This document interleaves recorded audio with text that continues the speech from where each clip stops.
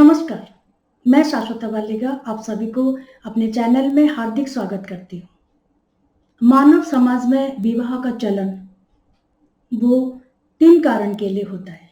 प्रथम वजह ये है कि हम समाज को आगे बढ़ाएँ, परिवार को आगे बढ़ाएँ। द्वितीय वजह ये है कि हमारे जो बायोलॉजिकल नीड है उसको पूरा करें और तृतीय कारण ये है कि वार्धक्य में, बुढ़ापे में एक दूसरे का सहारा बने। क्योंकि बच्चे तो बड़े होके अपने जीवन जीने चले जाएँगे या अपने जीवन जिएँगे। तो बुढ़ापे में एक दूसरे का सहारा होना, सुख-दुःख का साथी होना, इसीलिए हम विवाह करते हैं। परंतु विवाह के पश्चात जब हम हमारे बेटे के लिए दामाद ढूँढते हैं या बेटे के लिए बहू ढूँढते हैं, तो ज़रूर ये देखते हैं कि दोनों के कुंडली को मिलान कराते हैं। अगर दोनों का कुंडली में गुण मिलान अच्छा होता है, तो हम राज़ी-खुशी विवाह कराते हैं। अगर मिलान बहुत अच्छा नहीं होता है, तो हमको इतना ज़्यादा अच्छा नहीं लगता, इच्छा ही नहीं होती विवाह कराने। क्योंकि अष्टकूट मिलान बहुत ज़रूरी है, अगर हम ज्योतिष शास्त्र को विश्वास करते हैं तो। जो लोग ज्योतिष शास्त्र के ऊपर विश्वास करते हैं, आस्था रखते हैं, वो ज़रूर अवश्य ही अपने बच्चों का कुंडली मिलान करते हैं विवाह से पहले, उसके बाद विवाह कराते हैं। तो आइए जानते हैं कि ये अष्टकूट मिलान क्या है और कैसे होता है। अष्टकूट मिलान जो है वो 8 बिंदुओं को लेके होता है और ये जो 8 बिंदु हैं, जो 8 बातें हैं, वो बहुत ज़रूरी है विवाह बंधन में बंधने से पहले जानना। प्रथम है वर्ण, द्वितीय है वश्य, तृतीय है तारा और चतुर्थ है योनि। पंचम है ग्रह, षष्ठ है गण, सप्तम है वपुट और अष्टम है नाड़ी। ये 8 बिंदुओं को लेके हम मिलान करते हैं जातक और जातिका का, वर और वधू का, और उसके बाद हम देखते हैं कि कितना गुण मिला। नक्षत्रों के आधार पर 21 गुण और राशियों के आधार पर 15 गुण। ये 21 गुण और 15 गुण मिलके 36 गुण होते हैं और 36 गुण में से अगर 24 गुण से ज़्यादा गुण मिलान होता है, गुण मिलते हैं, तो वो उत्तम योग बना जाता है, तो वो उत्तम विवाह योग माना जाता है।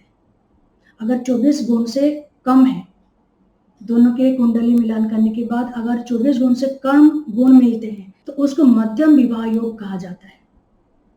और अगर 17 गुण से कम गुण मिला, ऐसे में विवाह वर्जित होता है, विवाह नहीं करनी चाहिए। आइए हम विस्तार से वो 8 बिंदुओं को, 8 गुणों को देखते हैं, वो क्या है। अष्टकूट मिलान में प्रथम जो मिलान है वो है वर्ण। वर्ण से जातक और जातिका, वर और वधू का जो ईगो है, जो अहम है, अहम भाव है, उसको देखा जाता है। अगर दोनों का अहम भाव टकराता है, तो ऐसे में शांतिपूर्वक जीवन यापन करना इम्पॉसिबल है। तो इसीलिए देखते हैं कि वर्ण क्या है। वर्ण 4 प्रकार के होते हैं: ब्राह्मण वर्ण, क्षत्रिय वर्ण, वैश्य वर्ण और शूद्र वर्ण। जितने जलतत्व राशि होते हैं, अर्थात कर्क राशि, वृश्चिक राशि और मीन राशि, ये तीनों राशि जो होते हैं वो ब्राह्मण वर्ण के होते हैं।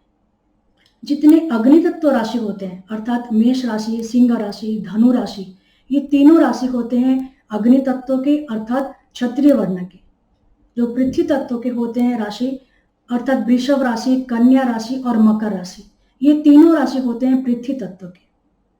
और जो वायु तत्व के राशि होते हैं, अर्थात मिथुन राशि, तुला राशि और कुंभ राशि, ये तीनों राशि होते हैं शूद्र वर्ण के। मान लीजिए वर का शूद्र वर्ण है और वधू का ब्राह्मण वर्ण है। आप सभी को पता है ब्राह्मण का जो गुण होता है और शूद्र का जो गुण होता है, स्वभाव होता है, वो बिल्कुल अलग होता है।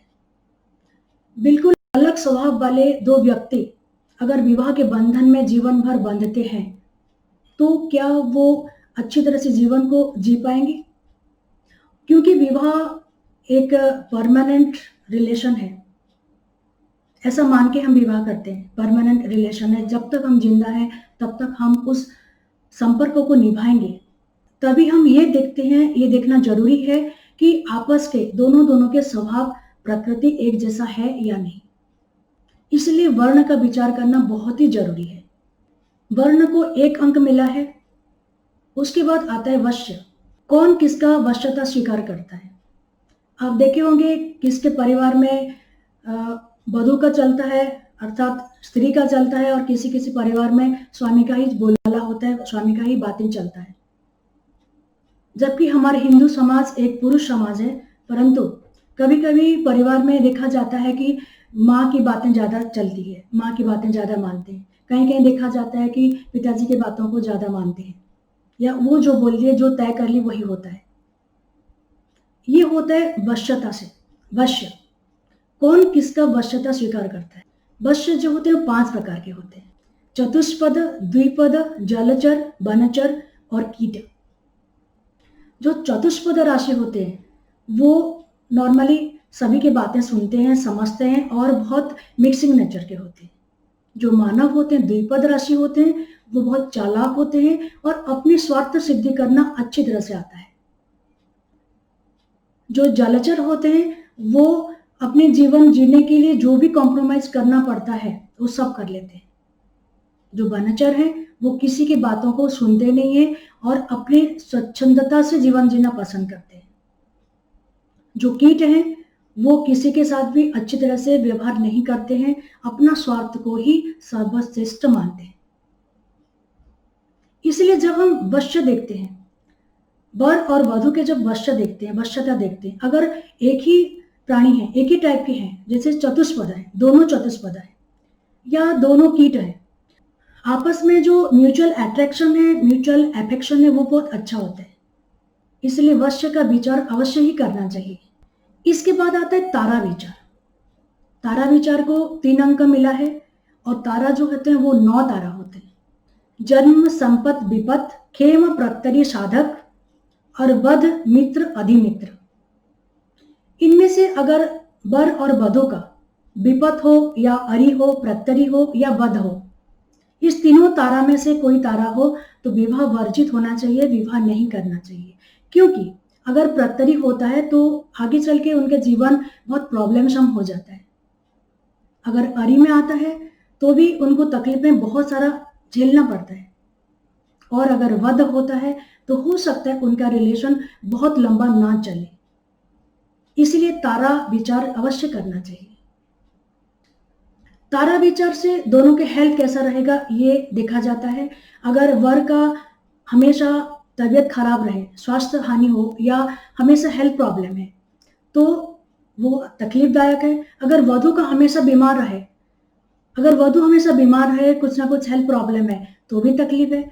अगर दोनों स्वस्थ रहें, वर और वधू, स्वामी और स्त्री दोनों स्वस्थ रहें तो दोनों के जीवन की गाड़ी बहुत अच्छी तरह से स्मूथली चलता है।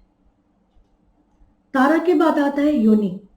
योनि विचार करते हैं बायोलॉजिकल सैटिस्फैक्शन के लिए और बायोलॉजिकल कंपैटिबिलिटी के लिए, जो कि जीवन का एक अहम मुद्दा है। योनि होते हैं 14 प्रकार के। अश्व, गज, मेष, सर्प, स्वान, मार्जार, मूषक, गौ, महिष, व्याघ्र, मृग, बानर, नकुल और सिंह।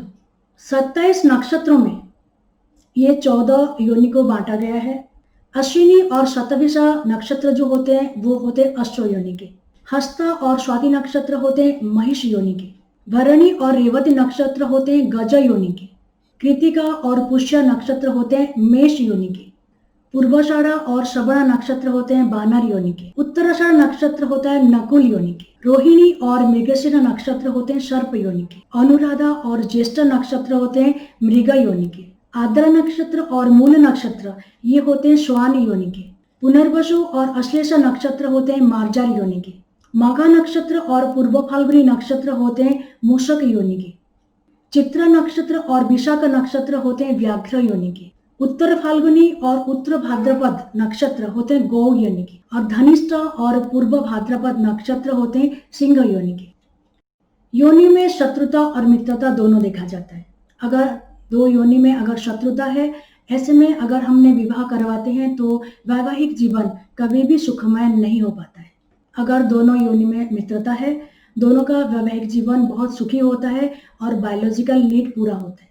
योनि में शत्रुता है और अगर विवाह होता है तो क्या होता है आइए जानते हैं। जिससे सर्प और नकुल अर्थात सांप और नेवला, आप सभी को पता है सांप और नेवला में शत्रुता है। मृगशिरा नक्षत्र और रोहिणी नक्षत्र ये सर्प योनि के होते हैं।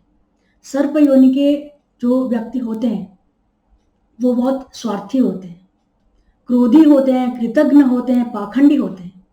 इनके अंदर बदले की भावना बहुत ज़्यादा रहता है और इनके स्वभाव बहुत कठोर होता है। इनका जो शत्रु अर्थात सर्प के शत्रु वो है नेवला, नकुल। नकुल योनि के व्यक्ति जो होते हैं वो बहुत अच्छे होते हैं, अर्थात मृदु स्वभाव के होते हैं, उपकारी होते हैं, लोकप्रिय होते हैं, धनी होते हैं, सुंदर होते हैं, पितृमातृ भक्त होते हैं, सेवा करने वाले होते हैं और सबसे प्यार करने वाले होते हैं। ऐसे दो अलग प्रकृति के व्यक्तियों का अगर विवाह होता है तो वैसा वैवाहिक जीवन बहुत ज्यादा साल नहीं चल पाता है। इसीलिए अगर योनि संतुष्ट नहीं है या योनि मिलान करते समय अगर शत्रु योनि के हैं तो ऐसे में विवाह वर्जित है, विवाह नहीं करनी चाहिए। अब देखते हैं मार्जर और मूषक अर्थात बिल्ली और चूहा। आप सभी को पता है बिल्ली और चूहा में दुश्मनी है, शत्रुता है।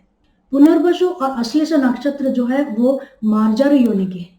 मार्जर योनि वाले कायर होते हैं परंतु चालाक होते हैं, अपने कर्मों को बहुत बखूबी निभाते हैं, बहुत अच्छी तरह से कर लेते हैं, चंचल स्वभाव के होते हैं, झगड़ालू होते हैं और व्यर्थ में ही, बेकार में ही गुस्से करने वाले होते हैं।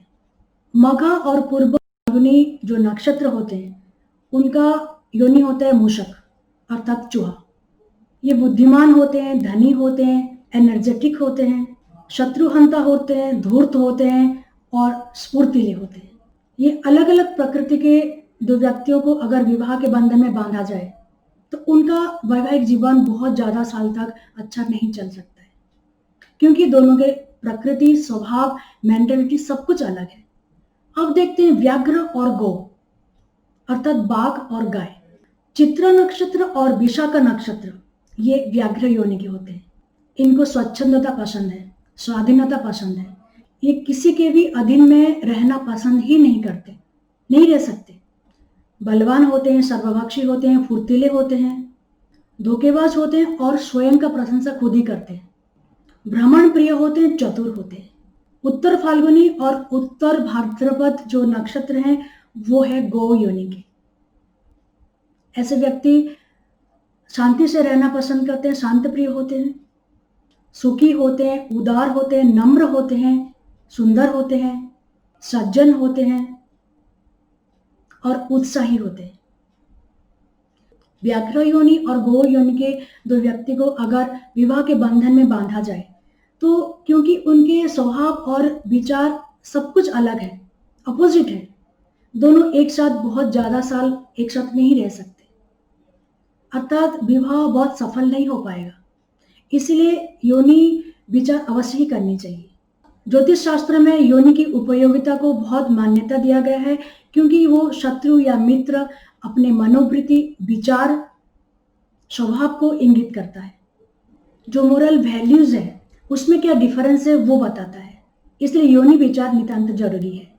अगर एक ही योनि के हैं, दोनों महेश योनि के हैं या दोनों गौ योनि के हैं तो ये उत्तम माना गया है। योनि के आधार पर हम भागीदारी जैसे पार्टनरशिप बिजनेस करते हैं उनका भी देखा जाता है, और मालिक और नौकर, ओनर और सर्वेंट, इन दोनों का भी हम देख सकते हैं योनि के आधार पर कि इनका रिलेशन कैसा रहेगा। और वर और वधू, अष्टकूट मिलान के समय योनि विचार अवश्य ही करनी चाहिए, क्योंकि वो आगे चल के जीवन को कितनी आसानी से और सुखमय बिता पाएंगे वो इंगित करता है। अलग अलग प्रकृति के, अलग अलग स्वभाव के दो व्यक्तियों को बहुत ज्यादा समय एक साथ निभानी नहीं हो पाती है रिलेशन को। अगर पारस्परिक संबंध समान है तो श्रेष्ठ संबंध है। अगर मित्रवत है बहुत अच्छा है, परंतु अगर शत्रुवत है तो विवाह नहीं करनी चाहिए। इसके बाद आता है ग्रह। ग्रह को 5 अंक है। ग्रह अर्थात राशि विचार भी है। ये जातक या जातिका का, वर और वधू का जो राशि है वो राशि के जो स्वामी हैं वो मित्र हैं आपस में या शत्रु हैं, ये विचार किया जाता है। क्योंकि जो राशि स्वामी है, ग्रह स्वामी है, अगर इनमें मित्रता है तो दोनों में जो रिलेशन रहेगा वो फ्रेंडली रहेगा। जैसे बृहस्पति ग्रह का मित्र है सूर्य ग्रह। ग्रह मैत्री से हम देखते हैं दोनों का आउटलुक, मेंटालिटी, इंटेलेक्चुअल लेवल और स्पिरिचुअल लेवल, दोनों के जो ग्रह हैं, जन्म राशि हैं, वो दोनों आपस में अगर अधिमित्र है, मित्र हैं तो बहुत अच्छा है, सम है तो बहुत अच्छा है ये। परंतु अगर शत्रु हैं या अधिशत्रु हैं आपस में, जैसे एक है, मान लीजिए एक जातक का बर का है, मान लीजिए सिंह राशि है, अर्थात इसका राशि स्वामी है सूर्यदेव, और वधु का जो राशि है वो मकर राशि है, उनका स्वामी जो है वो है शनिदेव। और सबको पता है शनिदेव और सूर्यदेव ये अधिशत्रु है। अगर इन दोनों का विवाह होता है तो दोनों में आउटलुक में, मेंटेलिटी में, जो इंटेलेक्चुअल लेवल में बहुत ज़्यादा डिफरेंस आएगा, जिसमें कि उनका रिलेशन में हमेशा कलह हो सकता है, हमेशा वाद विवाद हो सकता है, मिसअंडरस्टैंडिंग हो सकता है। इसके बाद आते हैं गण विचार। इनका टेम्परामेंटल कैरेक्टरिस्टिक्स क्या है, टेम्परामेंट क्या है, ये देखा जाता है गण से। गण जो है वो 3 प्रकार के हैं, देवगण, मनुष्यगण और राक्षसगण। अगर समगण के हैं, दोनों ही राक्षस प्रकृति के हैं, दोनों ही स्वामी और स्त्री, वर और वधु दोनों देवगण के हैं, या वर और वधु दोनों राक्षस गण के हैं, तो ये अच्छा होता है, क्योंकि दोनों इक्वल हैं, दोनों के आउटलुक में, मेंटालिटी में, दोनों का टेम्परामेंट एक जैसा है। जो देवगण होते हैं वो सात्विक स्वभाव के होते हैं, भावुक होते हैं, उदार होते हैं, सहनशील होते हैं, दयालु होते हैं, आत्मविश्वासी होते हैं, डिसेंट होते हैं, बहुत लोकप्रिय होते हैं, उपकारी होते हैं, लोगों को हेल्प करते हैं, मदद करते हैं, और ये लोगों को प्यार करने वाले होते हैं, प्रेमी स्वभाव के होते हैं। मनुष्यगण या मानवगण जो है वो राजसिक स्वभाव के होते हैं, चतुर होते हैं, दूरदर्शिता रहता है, आगे का बहुत लंबा सोच पाते हैं, स्वाभिमानी होते हैं, साहसी होते हैं, स्वार्थी होते हैं, सौंदर्य प्रिय होते हैं, व्यवहार कुशली होते हैं और सामाजिक होते हैं। इनको यश पाने का बहुत ज्यादा लालसा रहता है। परंतु जो राक्षस गण के होते हैं वो तामसिक स्वभाव के होते हैं, गुस्सा करना इनका स्वभाव है, स्वार्थी होते हैं, धूर्त होते हैं, चालाक होते हैं, हर काम को जबरदस्ती करवाते हैं दूसरों से, दूसरों का निंदा करते हैं, कठोर भाषी होते हैं, बहुत क्रूर बोलते हैं। उनको ये समझ नहीं आता है कि ऐसा बोलने से सामने वालों को बुरा लगेगा, दुख होगा, परंतु उनको दूसरों को दुख देके ही खुशी होती है। अपने हित के लिए, अपने स्वार्थ के लिए अगर दूसरों को कोई दुख पहुंचाते हैं, हानि होता है, तो उनको कोई फर्क नहीं पड़ता। जो काम देवगण और मनुष्यगण नहीं कर सकते वो काम को वो करते हैं, अर्थात दुस्साहसी। ये झगड़ालू होते हैं, अर्थात कलह प्रिय होते हैं। अगर एक ही गण के 2 व्यक्ति का विवाह होता है, वर और वधु का विवाह होता है, तो वो उत्तम माना गया है। परंतु अगर देव और राक्षस, एक वर का मान लीजिए देवगण है और वधु का राक्षस गण है, देव और राक्षस ये हमेशा इनका कलह होता है, झगड़ा होता है, ये प्यार से नहीं रह सकते, क्योंकि दोनों के स्वभाव बिल्कुल ही अपोजिट है। जब ऐसे 2 व्यक्ति को विवाह के बंधन में बांधा जाता है तो इनका जो वैवाहिक जीवन है वो सुखमय नहीं हो पाता है, वो हमेशा झगड़ा चलता रहता है। और झगड़ा करने के लिए, अशांत रहने के लिए विवाह नहीं किया जाता, एक सुखी जीवन जीने के लिए विवाह किया जाता है। इसलिए अष्टकूट मिलान जरूरी है। देवगण और मानवगण के साथ विवाह हो सकता है क्योंकि दोनों में अंडरस्टैंडिंग अच्छा है, पर राक्षसगण और देवगण ऐसे 2 व्यक्तियों का विवाह नहीं होना चाहिए। आप सभी को पता है राक्षस बहुत क्रूर होता है। ऐसे स्थिति में अगर मान लीजिए कि वर का राक्षस गण है और वधु का मानव गण है, ऐसी स्थिति में क्या होगा कि राक्षस गण वाला जो व्यक्ति है वो मानव गण की पर्सनालिटी को दबा देगा, उसके सपनों को दबा देगा, उसकी इच्छाओं को कुछ भी पूरा नहीं करेगा। तो वैवाहिक जीवन कैसे सुखमय हो सकता है? परंतु अगर देव और मानव में विवाह होता है, आपस में अंडरस्टैंडिंग अच्छा रहता है। इसलिए अष्टकूट मिलान के समय गण का विचार अवश्य करनी चाहिए। इसके बाद आता है 7 नंबर भकुट। भकुट को 7 अंक मिला है। भकुट अर्थात वर की राशि से वधु की राशि का जो व्यवधान है उसको गिनते हैं। मान लीजिए वर का राशि है मेष और वधु का राशि है तुला, अर्थात सप्तम, प्रथम और सप्तम, ऐसे में विवाह किया जा सकता है। अगर मान लीजिए वर का राशि है मेष राशि और वधु का राशि है वृषभ राशि, अर्थात द्वितीय, ये हो गया एक दूसरे से द्वादश व्यवधान। द्वादश भाव है व्यय का भाव। अगर वधु का राशि से वर का राशि द्वादश में रहता है, इसका मतलब वो व्यय हो जाता है। ऐसी स्थिति में विवाह नहीं करनी चाहिए। अगर वर और वधु के जो राशि है उसमें अगर अंतर व्यवधान अगर 3 और 11 का होता है, अर्थात त्र एकादश होता है, तो ऐसे में विवाह हो सकता है। अगर चतुर्थ और दशम होता है तो हो सकता है। अगर वर और वधु के राशि में जो व्यवधान है वो नवपंचम है, एक दूसरे से 5 और 9 का व्यवधान है, तो ऐसे में विवाह नहीं करनी चाहिए। अगर वर और वधु के राशि में जो व्यवधान है वो 6 और 8 का है, षडाष्टक है, तो इस योग को बहुत अशुभ माना जाता है। ऐसी स्थिति में विवाह नहीं करनी चाहिए। ये 6 प्रकार के व्यवधान में से 3 प्रकार के जो व्यवधान है, द्विद्वादश, नवपंचम और षडाष्टक, ये तीनों व्यवधान अगर होता है तो विवाह वर्जित है, विवाह नहीं करनी चाहिए। इसके बाद आता है अष्टम है नाड़ी विचार। नाड़ी विचार से इनका इंटरनल मेटाबॉलिज्म कैसा रहेगा ये देखते हैं, और उसके बाद देखते हैं कि इनका आउटवर्ड फिजिक कैसा रहेगा, अर्थात हेल्थ। नाड़ी 3 प्रकार के होते हैं, आद्य नाड़ी, मध्य नाड़ी और अंत्य नाड़ी। वर और वधु का नाड़ी एक नहीं होना चाहिए।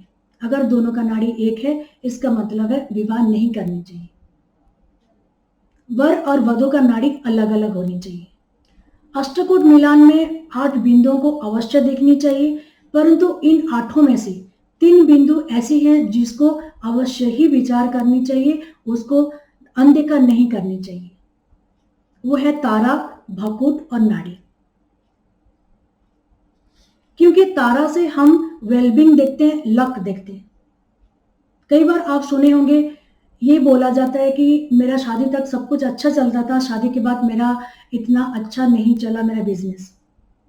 या कुछ लोगों को ऐसे भी बोलते हुए आप सुने होंगे, शादी के बाद मेरा प्रमोशन हुआ। इसका मतलब आपका जो लाइफ पार्टनर है आपके लिए सौभाग्य लेके आया या सौभाग्य लेके आई। ऐसी स्थिति में तारा का विचार अवश्य ही करनी चाहिए, तारा शुद्धि अवश्य करनी चाहिए। इसके बाद आता है भकुट। भकुट से हमारा परिवार कितना जल्दी एनलार्ज होता है, बड़ा होता है, वो पता चलता है।